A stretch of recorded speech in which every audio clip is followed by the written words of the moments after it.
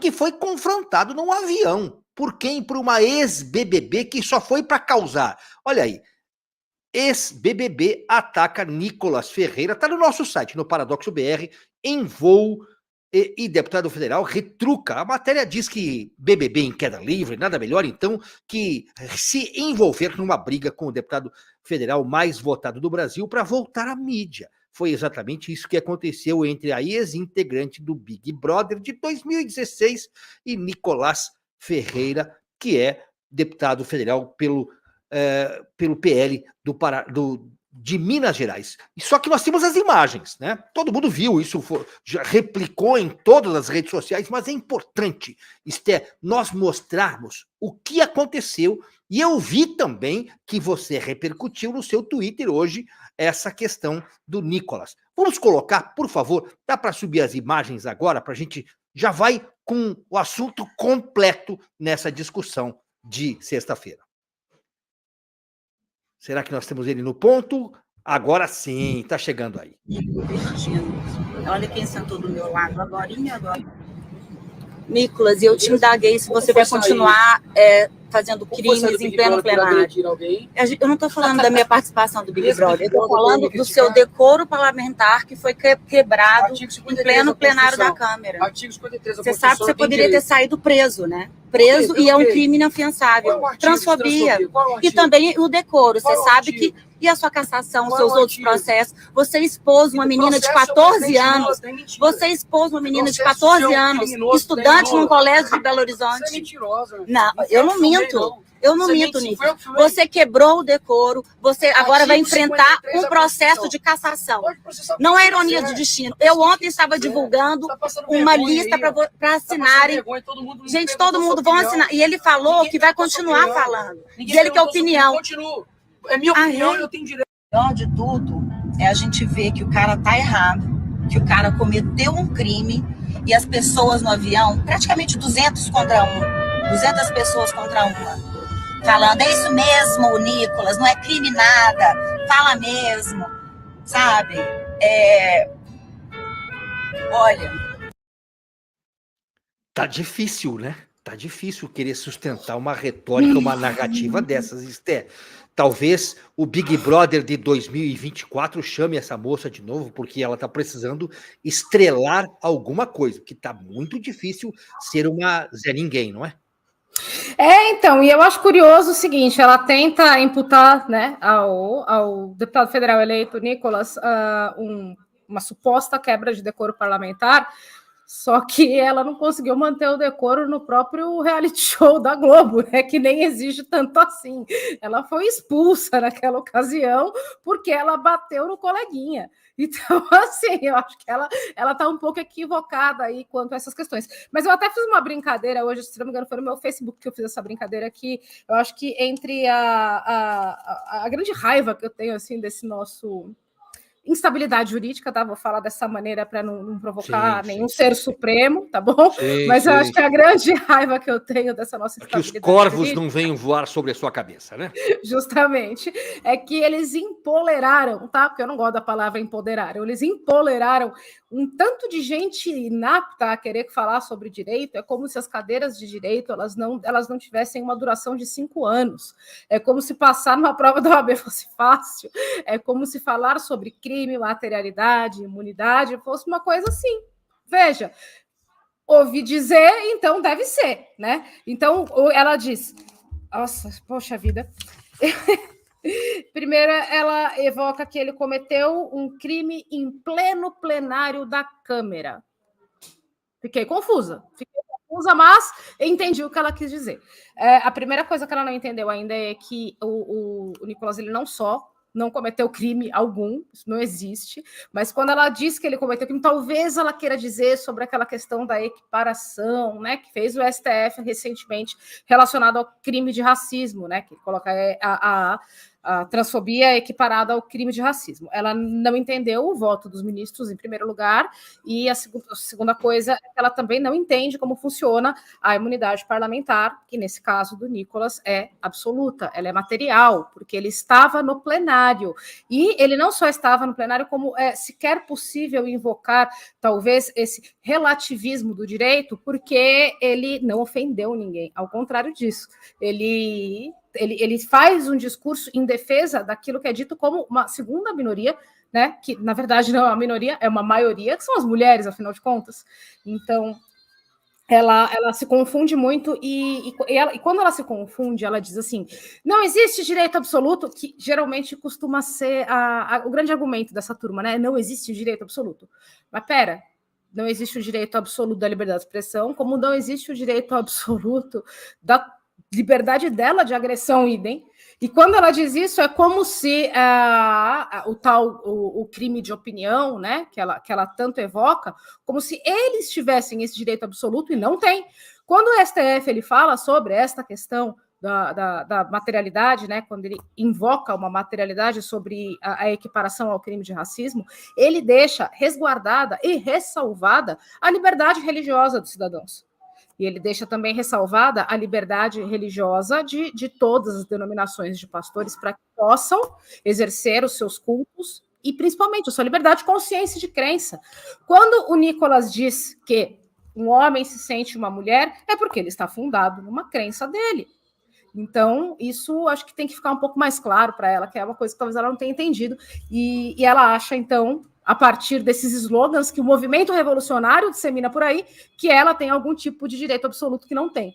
Então, eu volto a dizer, né? Eu fico consternada como esse pessoal que não consegue ligar Lé com Cré, confunde câmera com câmara, né? Se acha no direito de falar sobre uma coisa que falo por mim, porque eu sou formada em direito, né? Então eu fico com isso aqui o tempo todo. A gente demora 5 anos para conseguir sair de uma faculdade para poder falar sobre materialidade, tipificidade, sujeito do crime, tempo e todas essas coisas, inclusive sobre as imunidades. E esse pessoal simplesmente acha que dentro de um voo pode evocar os institutos, porque o movimento revolucionário disse que é assim e eles acham que é.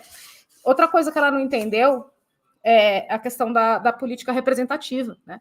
O parlamentar, afinal de contas, ele exerce esta política representativa. E quando eu digo isso, eu falo por quê? O Nicolas ele fez algo genial, na minha humilde opinião. Eu sou uma ativista conservadora faz 10 anos e foram poucas as vezes que eu vi um parlamentar conseguir evocar as narrativas de uma maneira tão plena como ele consegue, e sem precisar agredir ninguém. E ele estava sendo impedido ali, né, pela Maria do Rosário, que ela evocou um grande absurdo chamado lugar de fala, tá? Esse lugar de fala, ele invade, inclusive, a casa das pessoas, hoje em dia, invade as escolas.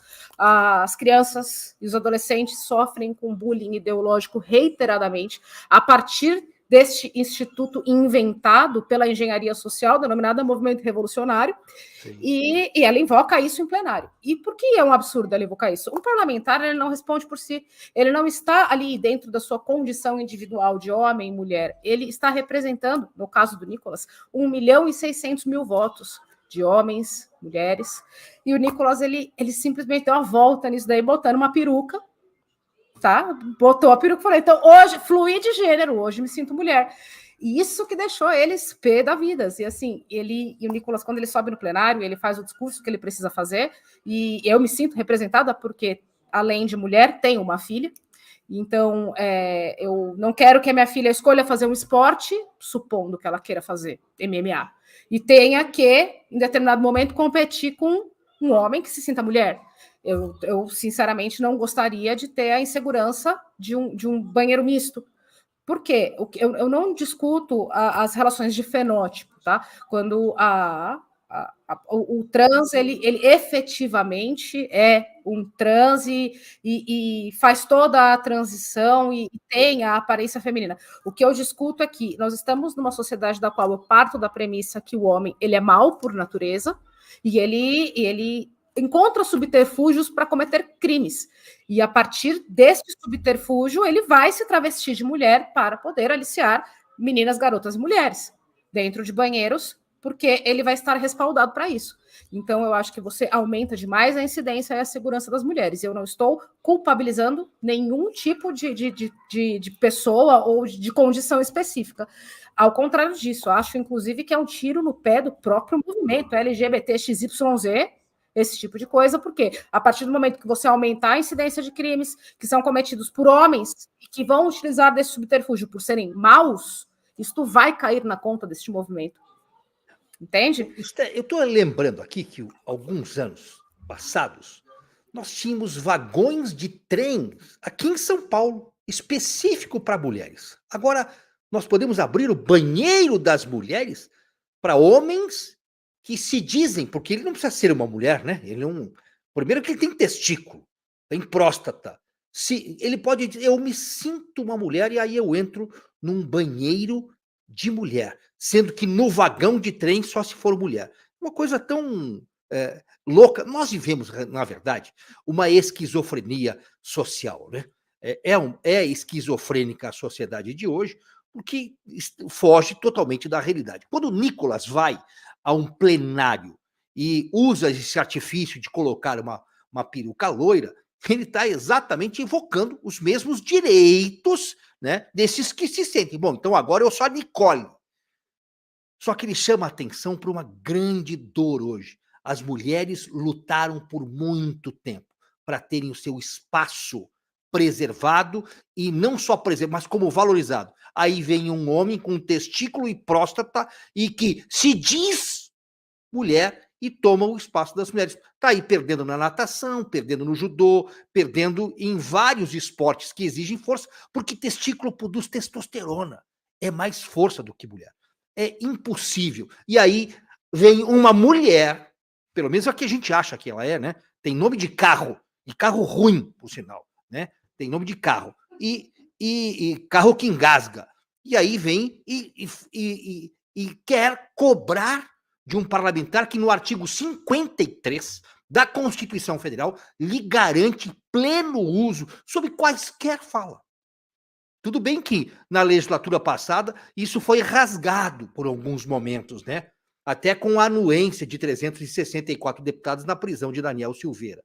Mas perceba que nós vivemos um país que está em pleno paradoxo, né, Esther? É aquela famosa expor a hipocrisia do lado de lá, né? No caso, expor a hipocrisia dos revolucionários. Mas é engraçado que sempre o nicho revolucionário ele foi contraditório, porque eles têm a licença ideológica para isso a partir do momento que eles, na verdade, atuam de uma maneira dialética, né? Então, é importante expor as hipocrisias, evidentemente, tá? Mas os nossos parlamentares hoje, os que estão signados. O Nicolas, ele entende bem isso, tá? Eu sei porque eu acompanho ele desde quando ele era vereador. Tanto que eu fiz uma thread imensa das conquistas dele enquanto vereador lá para mostrar para o pessoal. Pessoal, isso não foi uma lacração. Ele está fazendo isso com uma finalidade e ele tem um foco no que ele está fazendo. Mas agora a nossa bancada, tá, direita, conservadora, precisa começar a atuar em unidade para que estas contradições, quando levadas à sociedade, também sejam compreendidas, porque o movimento revolucionário consegue sequestrar esse discurso das virtudes com uma facilidade muito grande. Então, eu acho que para além dessa questão da esquizofrenia, a gente precisa trazer um pouco da sociedade de volta para a realidade, para a gente poder voltar a alguma normalidade.